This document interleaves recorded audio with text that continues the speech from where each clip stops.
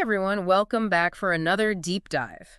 Today, we're diving into voter rolls, specifically in North Carolina, Right. where over 747,000 people have been removed from the rolls Yeah. over the past 20 months.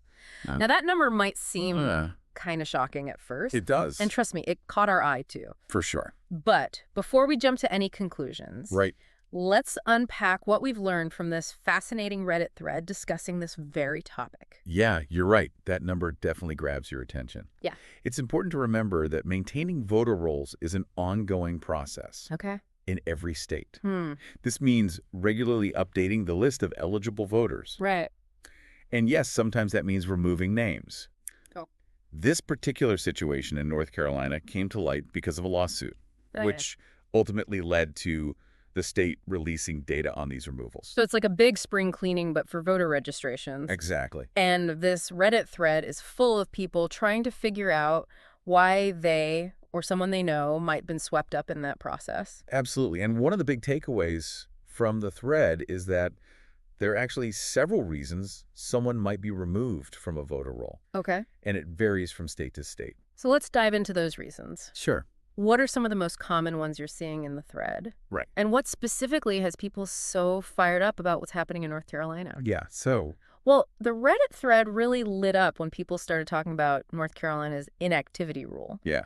Apparently, if you don't vote in 2 consecutive federal elections, you can be removed from the rolls. And that's what has a lot of people, especially in the thread, seeing red. Yeah. The inactivity rule is a key part of this story Right. and definitely sparked a lot of debate. Yeah. It's this idea that your right to vote could be revoked simply because you haven't exercised it recently. In fact, some users even drew parallels to gun ownership. Oh, wow. Would you lose that right if you didn't use it for a certain period? That's a really interesting point. Yeah. It makes you think about the fundamental nature of voting as a right versus, say, a privilege. Right. But before we get too philosophical here, Sure. can you break down exactly how this inactivity rule works in North Carolina? Okay. What does it mean to be removed from the voter roll versus just being, say, inactive? Right. Because it sounds like those are two different things. You are absolutely right. There is a distinction. Okay. In North Carolina, it's not as simple as missing 2 federal elections and then, poof, you're off the rolls. Right. The process is a little more nuanced. Okay. If you don't vote in 2 consecutive federal elections, Okay. you're first designated as inactive. Essentially, it's a flag on your registration status. Okay. Now, this designation is important because it can impact your ability to vote in certain local elections Okay. or primaries, Right. depending on the rules of your county. Wow. However, Okay. you only get removed from the voter roll altogether if you go another 2 federal elections, Okay. basically 8 years Wow.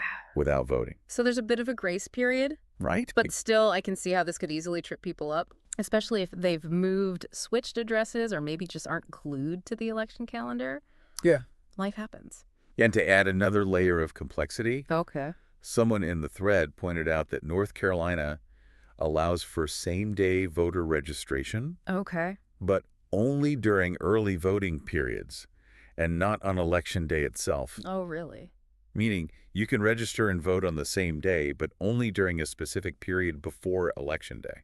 Wow, that is surprisingly complicated. Yeah. No wonder some of the Reddit users were expressing confusion and frustration. Hmm. I saw a comment from someone who was completely caught off guard. Right. They thought they had been voting consistently, Yeah. but it turns out their registration was still tied to a college address from over a decade ago. Wow. It just goes to show you, even with the best intentions, it's easy to get tangled up in these rules. Absolutely. And that's why understanding the nuances of voter registration, Yeah, especially the rules specific to your state, is so critical. well said. Thanks.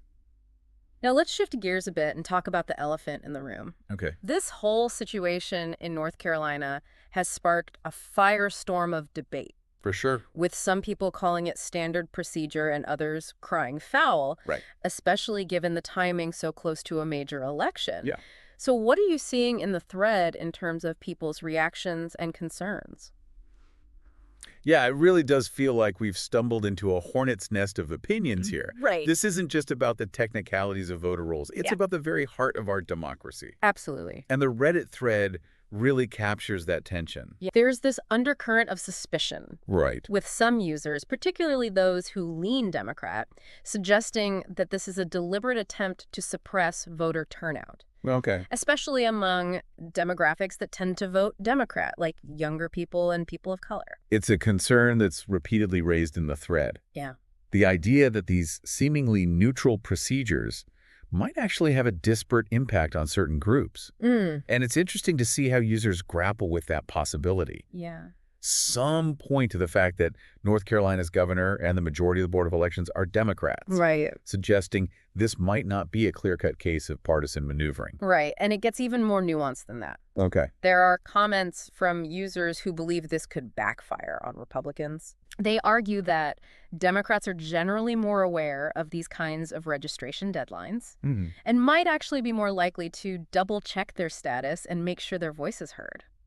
That's an interesting point. It's a fascinating dynamic, isn't it? It is. Because regardless of intent, this situation has clearly struck a nerve For sure. and sparked a broader conversation about voting rights and access. Right. And the conversation isn't limited to North Carolina. Right. This thread has become a springboard for people to discuss voter registration systems across the country. Exactly. They're comparing notes on everything from automatic voter registration to the challenges of having a decentralized election system where states have so much power Right. over their own processes. It highlights the complexities and, frankly, the inconsistencies of how we approach voting in this country.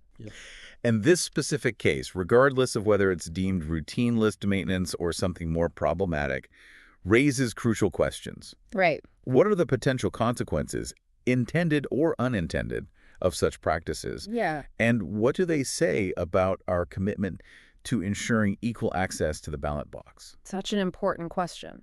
So, listener, we've explored the ins and outs of voter roll maintenance, Yeah. the reasons behind it, and the heated debate it's ignited, Right. especially in North Carolina. We've seen how something that might appear to be a routine administrative task can become entangled with deeply held beliefs Right. about civic duty, fairness, and the very foundation of our democracy. Yeah.